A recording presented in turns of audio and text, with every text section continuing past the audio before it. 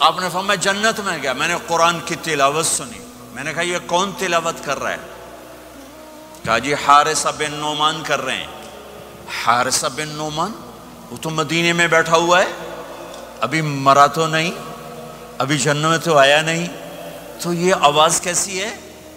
آپ 8-10 ہزار کا مجمع ہے، کتنا ساؤنڈ سسٹم لگا ہوا ہے، اور 500 کلومیٹر کے بعد ہوا کوئی نہیں ہے، تو ساؤنڈ سفر ہی نہیں کر سکتی، آواز سفر ہی نہیں کر سکتی۔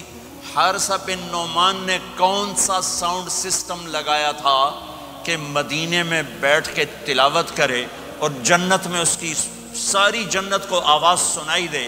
تو حارثہ کے پاس کون سا ساؤنڈ سسٹم تھا؟ تو فرشتوں نے کہا یا رسول، آپ نے کہا وہ مدینے میں آواز جنت میں، کیا بات ہے؟ کہا یا رسول اللہ ماں کو اتنا خوش کیا ہے خدمت کر کے کہ جب قرآن پڑھتے ہیں اللہ ساری جنت کو قرآن سناتے ہیں۔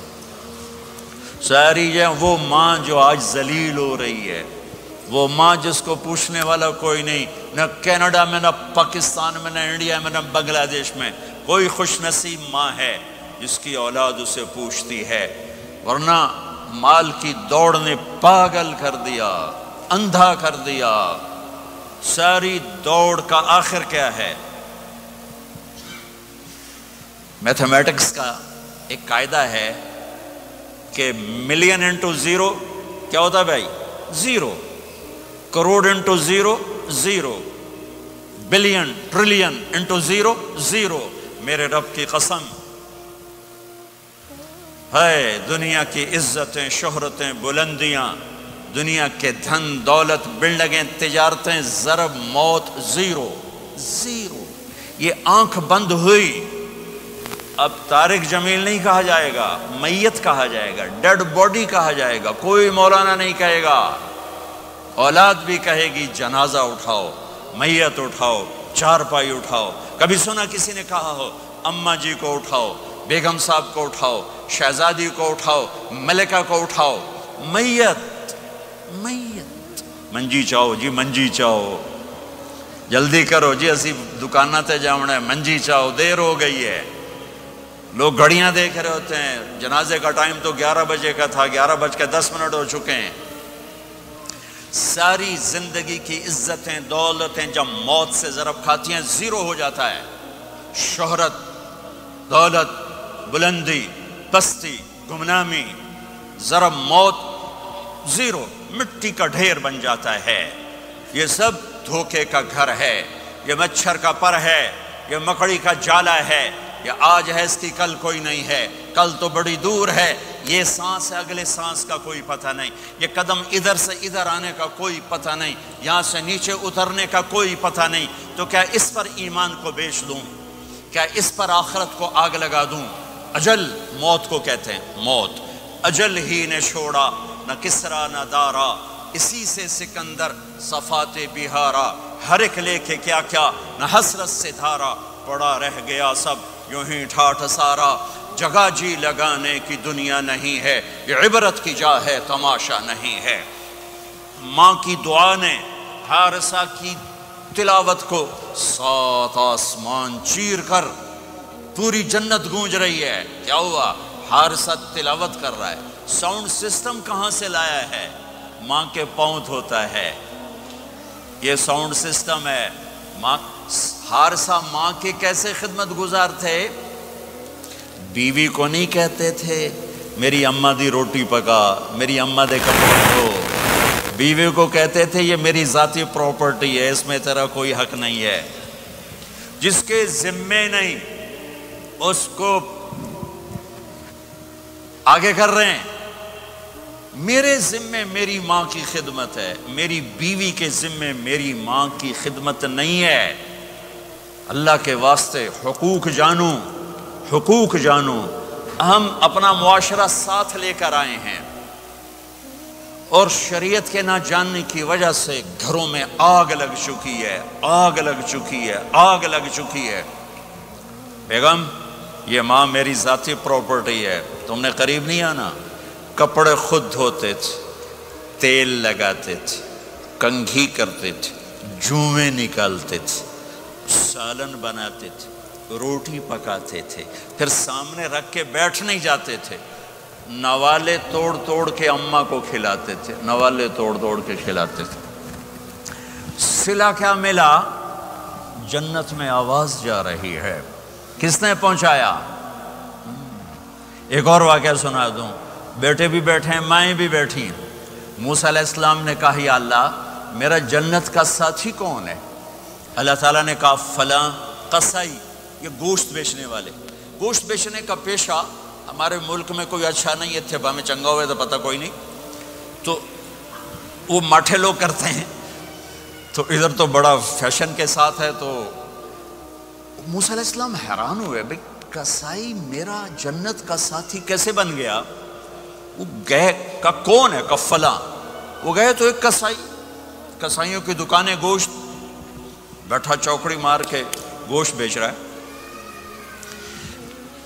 جب وہ فارغ ہوا، ایک گوشت کا ٹکڑا اس نے تھیلے میں ڈالا اور گھر۔ موسیٰ علیہ السلام بھی پیچھے، کہنے کہ میں آ جاؤں؟ انہوں نے کہا آ جاؤ۔ اس نے جا کے گوشت کی بوٹیاں بنا کر ہانڈی پہ چڑھایا، آٹا گوندنے بیٹھا، پھر اس کو نرم ہونے دیا، سالن تیار کیا، روٹی بنائی، تھالی میں پلیٹ میں سجا کر ایک بڑھیا ایسے لیٹی ہوئی ہوں، اس کو کہتا ماں جی ماں جی، اس کو اٹھایا، نوالے بنا کے کھلاتا رہا کھلاتا رہا کھلاتا رہا۔ اس نے کہا ہن میری بس، تو اس نے منہ صاف کیا، اس کو لٹایا، وہ کچھ بولی، کچھ بڑبڑائی۔ موسیٰ علیہ السلام دور کھڑے تھے، کہنے لگے بھائی کون ہے یہ؟ کہ میری ماں ہے۔ یہ کیا کہہ رہی تھی؟ وہ کہنے لگا جی ماں جو ہوئی کی دساں، جداں دی خدمت کراں شروع ہو جاندی تینوں اللہ جنت وچ موسیٰ دا ساتھی بناوے، کتھے موسیٰ تے کتھے قصائی۔ ارے پنجابی سمجھ میں آتی ہے؟ ترجمہ کروں؟ ترجمہ کروں؟ اچھا، موسیٰ علیہ السلام سے کہنے لگا یہ میری ماں ہے، جب بھی اس کی خدمت کرتا ہوں تو یہ شروع ہو جاتی ہے اللہ تجھے جنت میں موسیٰ کا ساتھی بنائے۔ کہاں موسیٰ، کہاں ایک قصائی، لیکن ماں کی دعا میں طاقت ہے کہ قصائی کو نبی سے بٹھا ملا دیتی۔ اگر ماں باپ ساتھ ہیں تو ان کی دعا لے لو، ان کی دعا لے لو، ان کی دعا لے لو۔ ماں کی دعائیں تمہیں نبیوں کے ساتھ کھڑا کر دیں گی، باپ کی دعا تمہیں بڑے بڑے کتب ابدالوں کے ساتھ کھڑا کر دے گی۔ والدین کو خوش کرنا، جو صبح صبح والدین کی صرف ایسے جا کے دیکھ لے، نہ سلام کرے نہ حال پوچھے، بس یوں دیکھ لے محبت سے، صبح سے شام تک جنت میں 2 دروازے اس کے لیے کھل جاتے ہیں۔ صبح سے شام تک جنت میں 2 دروازے کھل جاتے ہیں۔ اگر آپ کے ماں باپ یہاں ساتھ ہیں تو اپنی جنت بنا لیں، ان کے مرنے سے پہلے پہلے اپنی جنت بنا لیں، ان کی دعا لے لیں۔ ہمارا ایک نوجوان ذمہ دار تھا، نہ نماز نہ روزہ نہ حج، کچھ بھی نہیں، اور غافل زندگی۔ اب تو ماشاءاللہ بہت بدل گیا ہے، کہتا مولانا میری کبھی کوئی دعا رد نہیں ہوئی، حالانکہ سارے عیب تھے، سارے گناہ تھے، دعائیں ساری قبول تھیں۔ میں نے کہا وہ کیسے؟ کہ میں رات کو جا کے اماں کو بھی دباتا، اور اب بہت بڑا ذمہ دار اپنی ماں کو بھی دباتا، اپنے باپ کو بھی، پھر دونوں کے پاؤں یوں اپنے باہوں میں لے کر ان کو چومتا اور ان پہ سر رکھ کے دعا کرتا، میری ہر دعا قبول ہوتی تھی۔ تو اپنے ماں باپ کے قدموں تلے اپنی دعائیں تلاش کرو، خاص طور پر اپنی ماں کے قدموں تلے جنت تلاش کرو۔ میرے نبی نے کہا ماں کے قدموں تلے جنت ہے۔ میرے نبی نے حضرت عمر سے کہا تیرے زمانے میں ایک شخص آئے گا، اویس، وہ رنگ کا ہوگا کالا، قد کا ہوگا چھوٹا، اور قبیلہ ہوگا قرن۔ جب وہ آئے تو اس سے دعا کروانا، تو بھی اور علی بھی۔ کہ وہ کس لیے؟ کہ اویس نے ماں کی خدمت کر کے وہ مقام حاصل کیا ہے، جب ہاتھ اٹھاتا اللہ ہاتھ رد نہیں کرتا۔ عمر علی کو अवैस की दुआ की ज़रूरत नहीं थी, हमें सिखाना था। उस उमर के ज़माने में उनको पता चला कि अवैस आ गए हैं। उनको ढूंढते ढूंढते पहुँचे मैदान अरफात में, नफल पढ़ रहे थे। ये उनके पास बैठ गए। उन्होंने देखा 2 आदमी आ गए, उन्हें सलाम फेरा। उस उमर ने पूछा कौन हो? का मजदूर हूँ। का नाम क्या है? का अल्लाह का बंदा। कह रहे भाई अपना नाम बता जो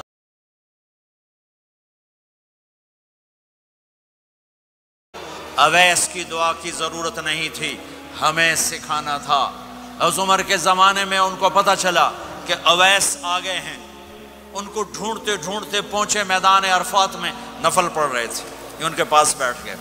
उन्होंने देखा 2 आदमी आ गए, उन्हें सलाम फेरा। उस उमर ने पूछा कौन हो? का मजदूर हूँ। का नाम क्या है? का अल्लाह का बंदा। कह रहे भाई अपना नाम बता जो तेरी माँ ने रखा है। का तुम कौन हो? वो पहली दफ़ा आए थे। तो हज़रत अली ने कहा ये अमीरुल मोमिनीन उमर हैं, मैं अली हूँ। फिर वो ऐसे कहा जी मैं माफ़ी चाहता हूँ, मैं आपको पहचानता नहीं था। हज़रत उमर ने कहा हमारे लिए दुआ कर। वो रोने लगे, मैं आपके लिए दुआ करूँगा। कहा हाँ तू कर, कि मेरे नबी मुझे कह कर गए थे उमर उमर उमर, अली अली अली, कि अवैस से दुआ करवाना। क्यों? कि माँ की खिदमत करके वो मकाम पाया है, जब हाथ उठाते हैं हाथ वापस खाली नहीं आते। फिर एक और हदीस सुनो, मेरे नबी ने फरमाया जब लोग जन्नत को चलेंगे और अवैस भी चलेंगे तो अल्लाह ताला फरमाएंगे बाकी चले जाओ, अवैस रुक जाए।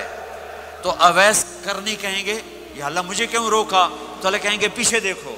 वो पीछे देखेंगे, जहन्नम में लोग खड़े होंगे। अल्लाह फरमाएंगे तेरी माँ की खिदमत, जिहाद नहीं, नमाज नहीं, रोज़ा नहीं, हज नहीं, ज़कात नहीं, इल्म नहीं, ज़िक्र नहीं, तबलीग नहीं, तेरी माँ की खिदमत, आज उसका सिला देता हूँ।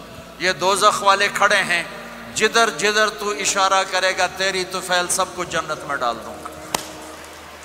अवैस अवैस। और ये अवैस के साथ बशारत नहीं, जो माओं को राजी करके मरेंगे उनके लिए यही मकाम है। मेरे भाइयों, माल ही सब कुछ नहीं होता, दौलत ही सब कुछ नहीं होती है। अपनी जिंदगियों में नबी वाली पाकीज़ा माँ बाप यहाँ मौजूद हैं, उनकी दुआएं ले लो। और माँ बाप से कहता हूँ औलाद को मोहब्बत दो। माँ बाप से कहता हूँ अपने बहू और बेटे की जिंदगी में दखल मत दो। माँ बाप से कहता हूँ बेटे और बहू की जिंदगी में दाखिल मत हो। ऐसा दखल कि उनकी जिंदगी खराब हो जाए, ऐसा दखल कि उनकी जिंदगी तल्ख हो जाए, ऐसा मत करो। उनको परवान चढ़ने दो। हाँ, दखल दो, जब वो आपस में लड़ पड़े सुलह कराने की कोशिश करो। लेकिन एक बात डर के कहता हूँ, सास और बहू ये एक खट्टा रिश्ता हो गया। ये बहुत खूबसूरत रिश्ता है। अगर जाने वाली बहू उसे अपनी माँ बना ले और बेटे की माँ उसे अपनी बेटी बना ले, लेकिन मेरा मुआशरा उलट है।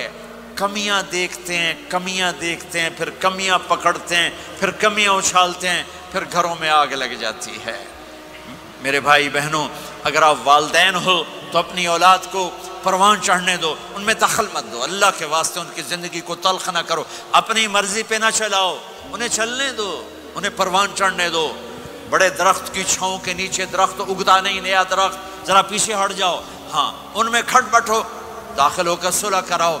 जैसे मेरे नबी का वाक़या है, आप अपनी बेटी के घर गए, वो उदास बैठी। आपने कहा क्या हुआ? कहा मेरा और अली का झगड़ा हो गया। आपने कहा अली किधर है? कहा बाहर निकल गए। आप उनको ढूंढने निकले, मस्जिद से उठा के लाए, घर में आए और फर्श पर ऐसे लेट गए, ज़मीन पर। इधर अली को लिटाया, इधर फातिमा को लिटाया।